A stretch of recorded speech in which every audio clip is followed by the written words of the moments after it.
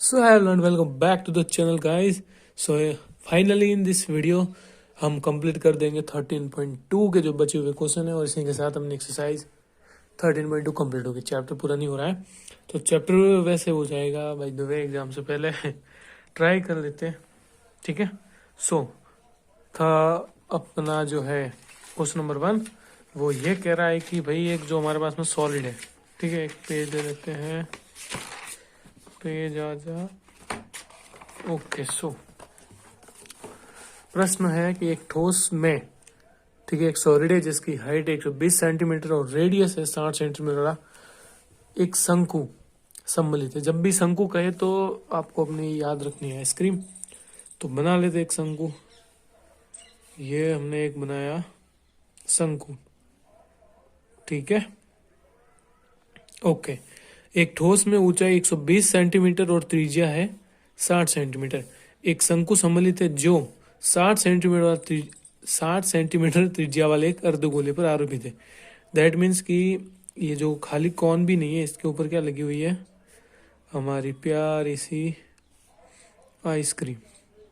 Okay, आगे कह रहा है कि इस ठोस को पानी से भरे हुए एक वृत्तीय बेलन में इस प्रकार सीधा डाल दिया जाता है कि यह बेलन की तली को स्पर्श करता है। यानी कि भाई इसको है ना एक बेलन के अंदर रखा गया है। लेट्स सी, बेलन बना लेते हैं, लेकिन वो बेलन क्या कर रहा है, इन्हें ऐसा टच कर रहा है इस तरीके से, ठीक है। वैसे डायग्राम बना नहीं है सर, लेकिन आप थंबनेल में देखोगे तो या फिर स्क्रीन पे आपको दिख जाएगा कि ये डायग्राम है किस तरीके का। यानी कि भाई वो एक इस तरीके से है, कुछ इस तरीके से में भी डायग्राम होगा। सही डायग्राम तो नहीं बना है, लेकिन एग्जाम में आप जरूर बनाना क्योंकि डायग्राम के भी नंबर मिलते हैं। ओके, सो अब डिटेलिंग कर लेते हैं, ठीक है। ओके, सो हम लिख देते हैं सारी डिटेल, यहाँ से करते हैं शुरू। सबसे पहले लिखते हैं, मैं शॉर्ट में लिख रहा हूँ, शंकु की हाइट वो है हमारे पास 120 सेंटीमीटर। फिर आती है शंकु की त्रिज्या, ठीक है, वो स्मॉल आर मान लिया और वो है 60 सेंटीमीटर। फिर बारी आएगी अर्धगोले की त्रिज्या, ठीक है, शॉर्ट में लिख रहा हूँ। देखो त्रिज्या सभी के 60 सेंटीमीटर ही है, ठीक है। इसके अंदर तो ये आ गया और ये वाला ही है। इन तीनों, इसकी त्रिज्या, इस शंकु की त्रिज्या और अर्धगोले की त्रिज्या तीनों की तीनों कैसी है, सेम है। अब बारी आई हमारी बेलन की ऊंचाई, यानी ये वाला भाग। तो बेलन की हाइट को हम मान लेते हैं कैपिटल एच, जो हमें गिवन है 180 सेंटीमीटर। ये पूरी हाइट हमारे पास है 180 सेंटीमीटर। अब हमें क्या बोला था कि इसको है पानी से भरा हुआ था और इसके अंदर हमने डाला, तो ऑब्वियसली बात है पानी निकल जाएगा। अब बचा हुआ भाग कौन सा है, ये जो भाग बचा हमारा, इसका हमें आयतन ज्ञात करना है। सो हम क्या करेंगे, बेलन का आयतन होगा ना, बेलन के आयतन से हम शंकु के आयतन को और अर्धगोले के आयतन को माइनस कर देंगे तो हमारे पास में वो चीज आ जाएगा। तो अब देखते हैं, अब तीनों का आयतन लिख देते हैं। बेलन का तो आयतन होता है पाई आर स्क्वायर, कैपिटल एच माना हमने, और माइनस किया हमने शंकु के आयतन को। शंकु का आयतन होता है 1/3 पाई आर स्क्वायर एच, और अर्धगोले का होता है 2/3 पाई आर क्यूब। अब देखो पाई आर स्क्वायर हर किसी में कॉमन आ रहा है तो कॉमन ले लेते हैं, पाई आर स्क्वायर।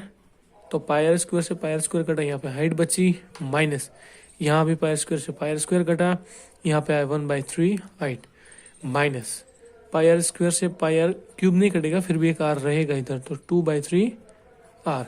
आप सभी की वैल्यू रख देते हैं। देखो इसमें पाई की वैल्यू हमें नहीं बताई हुई तो हम रखेंगे 22/7, ठीक है।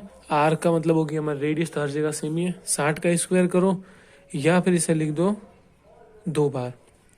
कैपिटल एच हमारे पास 180 माइनस 1/3, स्मॉल एच हमारे पास ये रही कितनी है, मल्टीप्लाई में 120 माइनस 2/3, रेडियस हमारे पास में है 60 सेंटीमीटर।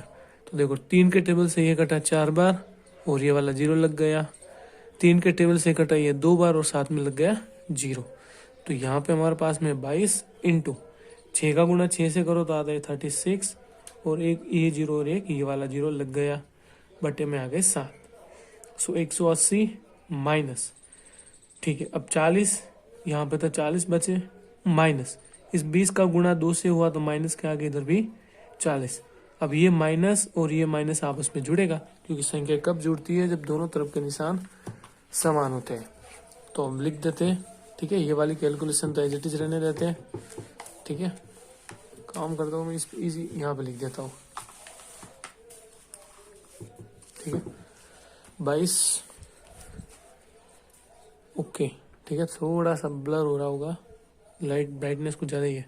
सो 22 मल्टीप्लाई 360 बटे में 7, ठीक है। अब यहाँ पे क्या होगा, 180 में से 80 चले जाएंगे तो मल्टीप्लाई में रहेगा 100, तो ये आ गया 22 इंटू 3600 और 100 का गुणा होगा तो कुछ नहीं हो, 2 जीरो और ऐड हो जाएंगे, बराबर। अब ये मल्टीप्लिकेशन काफ़ी लंबी है, 36 इसका मल्टीप्लाई करना 22 से, तो मैंने इसको पॉज करके मैं कर देता हूँ ताकि कैलकुलेशन वैसे वो लंबी ना हो हमारी, ठीक है। जब मल्टीप्लाई कर गया तो इतनी वैल्यू आई है बड़ी, ठीक है।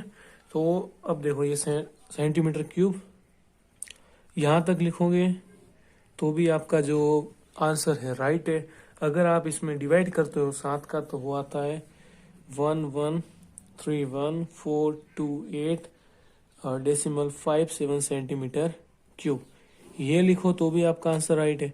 अब मान के चलो इसको मीटर में बदलना है, ठीक है। तो 1 मीटर होता है 100 सेंटीमीटर के, तो मैं इसमें अब डिवाइड कर दूंगा। सो 1131428.57 बटे में 100, लेकिन ध्यान से देखना यहाँ पे सेंटीमीटर क्यूब है तो 100 को मैं 3 बार लिखूंगा, क्योंकि 100 की घात कितनी है, 3 है। तो अब ये जो पॉइंट कितना आगे खिंचेगा, जितना जीरो 1 2 3 4 5 6, तो 6 आगे आएगा यहाँ से 1 2 3 4 5।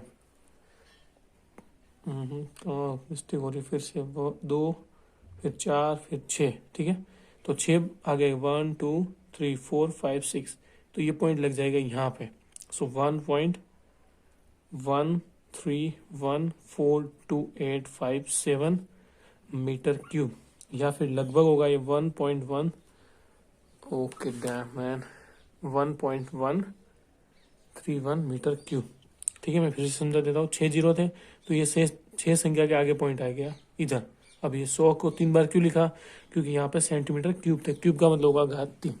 इसी के साथ अपना ये प्रश्न हुआ खत्म। अब देखते हैं प्रश्न 8, वो क्या कह रहा है कि एक गोलाकार हमारे पास कांच दे रखा है, ठीक है। एक गोलाकार कांच के बर्तन की एक गोलाकार कांच है, फिर उसके बर्तन की एक बेलन के आकार की गर्दन है। एक कांच के बर्तन, ठीक है, कांच का बर्तन के, अच्छा वो स्फेरिकल इस टाइप से होगा, जो केमिस्ट्री के लैब में यूज होता है बेसिकली, इस टाइप से, okay. Spherical mirror, sorry mirror तो नहीं है वैसे, पता नहीं इंग्लिश में तो दिमाग में था, इस टाइप से, ओके। मेरे से बना नहीं है सही। तो एक गोलाकार कांच के बर्तन की एक, ये ठीक है गोलाकार कांच है, वैसे सही बना नहीं है। इसके एक बेलन के आकार की गर्दन है जिसकी लंबाई, यानी ये वाला भाग है 8 सेंटीमीटर, ओके। और इसका व्यास दे रखा है 2 सेंटीमीटर, यानी कि ये वाला भाग है 2 सेंटीमीटर। और जबकि गोलाकार भाग का व्यास, यानी कि इसका हमारे पास व्यास दे रखा 8.5 सेंटीमीटर, ठीक है। तो इसमें भरे जा सकने वाले पानी की मात्रा ज्ञात करो, यानी कि इसके अंदर कितना पानी आ सकता है। डेफिनेटली क्या, तो हमें आयतन ज्ञात करना है। फिर इसमें बोला है कि एक बच्चा था जिसने इसको सॉल्व किया तो उसका आंसर आ रहा था 345 सेंटीमीटर क्यूब, और पाई की वैल्यू लेनी है 3.14। हम ये चेक करना है कि जो इस लड़के ने आंसर लाया वो सही है या गलत है। तो फिर देखते हैं हम किस काम के, ठीक है। तो सबसे पहले डेटा लिख देते हैं कि गोले की त्रिज्या, इस गोले की, तो गोले की त्रिज्या को मान लिया हमें कैपिटल आर, क्योंकि यहाँ पे 2 रेडियस है, वो हो जाएगी इस व्यास की आधी। व्यास हमारे पास 8.5 है तो इसको एज इट इज ही रहने देंगे, क्योंकि हम डिवाइड करेंगे तो ये वैल्यू आ जाएंगी समथिंग 4.25। तो हम क्या करेंगे, एज इट इज रहने देते हैं, ओके। अब बारी है बेलन की, तो बेलन की त्रिज्या को मान लेते हैं स्मॉल आर, जो कि आएगी इसकी आधी। व्यास की, व्यास अगर 2 है तो त्रिज्या आ जाएगी 1 सेंटीमीटर। और बेलन की ऊंचाई, ठीक है, वो हमारे पास में है 8 सेंटीमीटर। अब इन दोनों के आयतन के सूत्र को जोड़ देंगे, ठीक है। तो बेलन के आयतन का सूत्र क्या होता है, पाई आर स्क्वायर एच, ठीक है, पाई आर स्क्वायर एच। फिर आती है गोले का सूत्र आयतन का, वो जस्ट हमने सॉल्व किया, इसका डबल ही होगा 4/3 पाई आर क्यूब, ठीक है। अब हमने गोले की त्रिज्या को आर माना है, तो इसको लिख देते हैं आर। अब कुछ कॉमन आ रहा है तो कॉमन लिख देते हैं, जैसे कि पाई इधर भी आ रहा है, इधर भी आ रहा है, ठीक है। आप कैसे, तो इधर आ रहे हैं, इधर कैपिटल आ रहा है, सो यहाँ से पाई कटा, आर स्क्वायर एच प्लस 4/3, इस पाई से ये पाई कटा, तो यहाँ पे आ गया आर क्यूब। अब सारा डेटा हम रख देते हैं, ठीक है। तो पाई का मान हमें 3.14 लेना है, आर स्क्वायर इंटू एच, तो आर स्क्वायर हमारे पास कितना है,